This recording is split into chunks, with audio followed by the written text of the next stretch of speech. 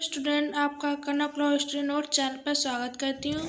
तो स्टूडेंट्स, आपको पहले मैंने बता दिया था कि मार्शल की परिभाषा क्या होती है इससे पहली वीडियो में, और मार्शल की परिभाषा क्या होती है, इसकी विशेषताएं क्या हैं। ये हमारी सेकेंड वीडियो है। इस सेकेंड वीडियो में अब मैं आपको आलोचनाएं बताऊंगी। हम लोग BLLB की जो इकोनॉमिक्स पढ़ रहे थे उसमें मैं आलोचनाओं की बात नहीं हो पाई थी उस वाली वीडियो में, तो आलोचनाएं छूट गई, वो मैं आपको इस वीडियो में बताऊंगी कि उनकी आलोचनाएं क्या थी।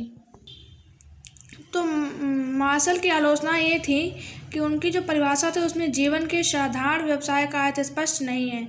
आप लोग नोट्स बनाते रहिएगा, इसलिए मैं यही लगातार बोल के नोट्स बनवा रही हूँ ताकि आपको नोट्स बनते जाएँ। मैं ये चैनल आपको समझाने और नोट्स प्रोवाइड करने के लिए बनाया गया है। आपको नोट्स भी मिल रहे हैं, तो आप नोट करते जाइएगा जितनी आप वीडियो, और अगर आप स्किप करेंगे तो आप भूल जाएंगे कि आप कहाँ पे पढ़ रहे थे और कैसे नोट कर रहे थे। तो आप वीडियो मिस ना करें और विदाउट स्पीकिंग आप इसे नोट कीजिए। ओके।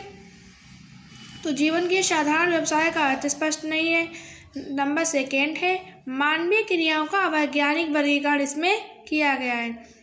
नंबर थर्ड है कल्याण प्रधान परिभाषाओं ने अर्थशास्त्र के क्षेत्र को संकुचित कर दिया है। नंबर 4 है अर्थशास्त्र वास्तव में एक सामाजिक विज्ञान नहीं है बल्कि मानवीय विज्ञान है। इसका संबंध सभी आर्थिक क्रियाओं के साथ है जो मनुष्य द्वारा सहन की जाती है। रॉबिन्सन ने क्या बताया था कि अर्थशास्त्र एक सामाजिक विज्ञान है, लेकिन सामाजिक विज्ञान नहीं, वह एक मानवीय विज्ञान है। ये जो मैंने इम्पॉर्टेंट चीज़ें हैं वो मैंने पिंक पेन से लिखी हैं। आप इन्हें या तो हाईलाइट कर लीजिए या तो ब्लैक पेन से लिख लीजिए। अगर पिंक पेन ना हो तो फिलहाल इनको कुछ हाईलाइट कर लीजिए ताकि आपको पता चले कौन सी चीज़ें इंपॉर्टेंट है जो मैंने पिंक पेन से लिखी हैं।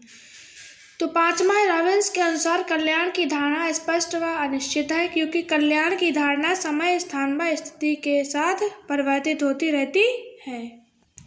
अब क्या हो गया, अब कल्याण संबंधी जो परिभाषा थी उसकी आलोचनाएं भी हो गई हैं। अब थर्ड हमारा आता है दुर्लभता तथा सीमित साधन संबंधी परिभाषाएं। ये 3-4 प्रकार की परिभाषाएं मैंने बताई थी, मैं इस वीडियो में भी बता रही हूँ कौन कौन सी अर्थशास्त्र की परिभाषा कितने प्रकार की होती हैं ताकि आपको कन्फ्यूजन ना हो। तो ये होती है अर्थशास्त्र की परिभाषाएं। इससे पहले वीडियो में हालांकि मैंने दिखाया था, लेकिन इसमें देख लीजिए कितनी प्रकार की होती है। धन संबंधी परिभाषाएं, कल्याण संबंधी परिभाषाएं, दुर्लभता तथा सीमित साधन संबंधी परिभाषाएं, आधुनिक विकास केंद्रित परिभाषा, इतनी प्रकार की होती है। हमारा जो थर्ड वाला है दुर्लभता या सीमित साधन संबंधी परिभाषाएं, ये वाली चल रही हैं। अब हम स्टार्ट करेंगे। तो लंदन स्कूल ऑफ इकोनॉमिक्स के सुविख्यात अर्थशास्त्री पॉल लियोनल रॉबिन्स ने अपनी पुस्तक an essay on the nature and significations of economic science में अर्थशास्त्र को पूर्णतः नया दृष्टिकोण प्रदान किया। ये आप नोट कर लीजिएगा, मैं आपको फिर से बता रही हूँ ताकि आपके नोट्स प्रॉपर्ली बनते रहें।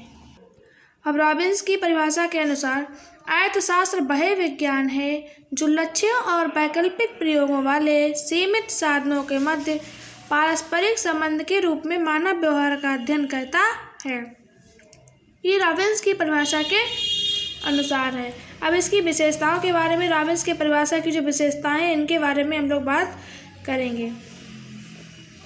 तो रॉबिन्सन की परिभाषाएं कौन सी हैं? मनुष्य की आवश्यकताएं अनंत हैं। इन्होंने क्या बताया कि मनुष्य की आवश्यकताएं अनंत हैं। नंबर सेकेंड है आवश्यकताओं की संतुष्टि करने वाले साधन सीमित होते हैं। नंबर थर्ड है साधनों का विभिन्न प्रयोग हो सकता है। नंबर 4 है आवश्यकताओं की तीव्रता में भी भिन्नता होती है। ये जो टॉपिक है इन्हें मैंने बहुत शॉर्ट नोट है बुक में, अब आप देखेंगे तो बहुत बहुत बड़े नोट्स दिए हुए हैं। अब वो आपसे जो आप याद करना चाहेंगे वही भूल जाएंगे, इसलिए मैंने बहुत शॉर्ट्स नोट्स बनाए हैं जो आप एग्ज़ाम में इसमें से छूटेगा कुछ भी नहीं है और आपको याद भी रहेगा कि क्या क्या आएगा। तो 14 आवश्यकताओं की तीव्रता में भी भिन्नता होती है। नंबर 5 है रॉबिन्सन की परिभाषा के अनुसार आवश्यकताओं के अनंत व साधनों के सीमित होने के कारण व्यक्ति के सामने हमेशा चुनाव या निर्णय की समस्या रहती है। यही समस्या आर्थिक समस्या है। रॉबिन्सन की धारणा को नीचे चित्र द्वारा स्पष्ट किया जा सकता है। ये रॉबिन्सन की परिभाषा क्या थी? बहुत ज़्यादा डिफ़िकल्ट थी। तो इसको चित्र में भी दिखाया गया है कि ये मानव आचरण है। मानव आचरण से क्या होता है, अनंत आवश्यकताएं बनती हैं, अनंत आवश्यकताएं अनंत है और सीमित साधन है। और जब सीमित साधन है तो अब क्या होगा, चुनाव की समस्या होती है, तो क्या होता है, वैकल्पिक प्रयोग हो गया। और जब वैकल्पिक प्रयोग हो गया, वो आर्थिक समस्या है। ये जो रावेंस की परिभाषा जो अभी हमने लिखी थी, उसको चित्र द्वारा इस तरह से दिखाया गया है। अब देखिए स्टूडेंट्स, आलोचनाएं हैं रावेंस की परिभाषा की। तो पहला है क्षेत्र का अनावश्यक विस्तार।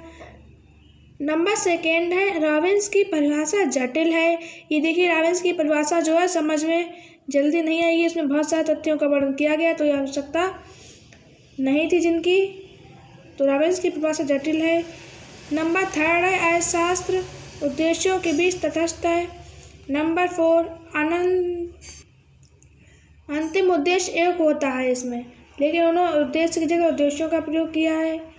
और नंबर 5 है, साधन और साध्य के बीच अंतर नहीं है। सीमित तथा वैकल्पिक प्रयोग शब्दों का अनावश्यक प्रयोग है। तो ये जो है आलोचनाएं हो गई हैं। अब एक चीज़ है जो मैं आपको इस बुक से दिखाऊंगी। बुक से दिखाने का मेरा मतलब ये है कि जो आप लोग बुक से दिखाऊंगी कि मैं इसे छोटा नहीं कर सकती। आप अगर इसे छोटा छोटा याद करना चाहें तो खुद से कर लीजिएगा। तो रावेंस तथा मार्शल की परिभाषाओं का तुलनात्मक अध्ययन है, comparative study of definitions of Robbins and Marshall. तो इनकी जो परिभाषा में अंतर है इसे आप नोट कर लीजिएगा। देखिए मैं आपको देख के दिखा रही हूँ। इसे मैं छोटा नहीं कर सकती, इतनी लंबी परिभाषा है। देखिए ये इतना है, इसे मैं ज़्यादा छोटा नहीं कर सकती। आप छोटा करना चाहें तो कर लीजिएगा, आप नोट कर लीजिएगा। मैं आपको दिखा रही हूँ, इसे नोट करके याद ही करना पड़ेगा आपको। मार्शल तथा रावेंस की परिभाषाओं की व्याख्या तथा उसका मूल्यांकन करते समय मार्शल तथा रावेंस की परिभाषाओं की समानता तथा विषमानताओं का उल्लेख विशद रूप में प्रसंगत किया जा चुका है। डॉक्टर मार्शल तथा ये आपको नोट करना इम्पॉर्टेंट है। सरलता, प्रो मार्शल की परिभाषा सरल है और जनसाधारण की समझ में सरलता से आ जाती है। रावेंस की परिभाषा क्या है, रावेंस की परिभाषा अत्यंत जटिल एवं कठिन है। इसे जनसाधारण सरलता से नहीं समझ सकता। ये आपने समझा है, लेकिन आपको सही से एक बार पढ़ना पड़ेगा, याद हो जाएगा। अगर आप मार्शल और रावेंस की परिभाषा पढ़े हैं तो इसे आप आसानी से समझ जाएंगे। अब मानवीय क्रियाओं का वर्गीकरण मार्शल ने कैसे किया है, तो मार्शल ने मानवीय क्रियाओं को आर्थिक और अनार्थिक में विभाजित कर आर्थिक क्रियाओं को अर्थशास्त्र का विषय कहा है, और रावेंस ने मानवीय क्रियाओं के निर्णय विधायक पहलू को आर्थिक पहलू मानते हैं। अर्थशास्त्र इसी आर्थिक पहलू की विवेचना करता है। अब है अध्ययन का क्षेत्र। डॉक्टर मार्शल के अनुसार अर्थशास्त्र एक सामाजिक विज्ञान है, क्योंकि इसके अंतर्गत केवल सामाजिक वास्तविक तथा सामान्य व्यक्तियों का ही अध्ययन किया जाता है। प्रो रावेंस के मतानुसार अर्थशास्त्र मानव विज्ञान है, क्योंकि अर्थशास्त्र के अंतर्गत केवल समाज में रहने वाले व्यक्तियों का ही अध्ययन नहीं किया जाता है, बल्कि समाज में बाहर रहने वाले एकांतवासी व्यक्तियों की क्रियाओं का अध्ययन किया जाता है। कल्याण से संबंधित। मार्शल के अनुसार अर्थशास्त्र मानवीय कल्याण का शास्त्र है और इसका मुख्य उद्देश्य मानवीय कल्याण में वृद्धि करना है। रावेंस के विचार में अर्थशास्त्र का संबंध कल्याण से जोड़ना सही नहीं है। और 5वां टॉपिक है विज्ञान और कला। मार्शल ने अर्थशास्त्र को वास्तविक और आदर्श दोनों प्रकार का विज्ञान माना है। इसके अलावा वे इसे कला के आधार रूप में भी स्वीकार करते हैं। रावेंस अर्थशास्त्र को केवल वास्तविक विज्ञान मानते हैं। उनके विचार में आदर्श कर देश, काल और व्यक्ति के साथ भिन्न भिन्न होते हैं। रावेंस के विचार से अर्थशास्त्र के विषय में इन्हें स्थान देने से इस विज्ञान की निश्चितता समाप्त हो जाएगी। और 6 पॉइंट है पर्पज यानी कि उद्देश्य। मार्शल के अनुसार अर्थशास्त्र का उद्देश्य मानवीय कल्याण या भौतिक सुख है, परंतु रावेंस मनुष्य के सुख दुख, कल्याण अकल्याण और हित अहित में कोई भेद नहीं करते।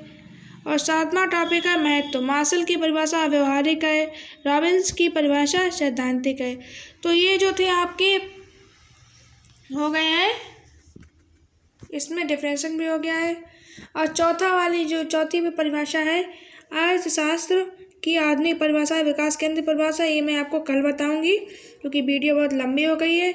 और आप लोग वीडियो को लाइक नहीं करते हैं तो कृपया वीडियो को लाइक करें, जिससे हमारा मोटिवेशन बढ़े। और यदि आपको कोई भी टॉपिक इकोनॉमिक्स का हो, BA LLB का या BA में पढ़ना है, फिर भी शास्त्र की आधुनिक परिभाषाएं या केंद्र संबंधी परिभाषा तो मैं आपको कल बताऊंगी। लेकिन आपका कोई टॉपिक है जिसे आप पूछना चाहते हैं या आप चाहते हैं कि मैं उसके बारे में नोट्स आपके बनवा दूं, तो आप मुझे कमेंट कर सकते हैं, मैं आपको ज़रूर बनवाऊंगी उसके नोट्स।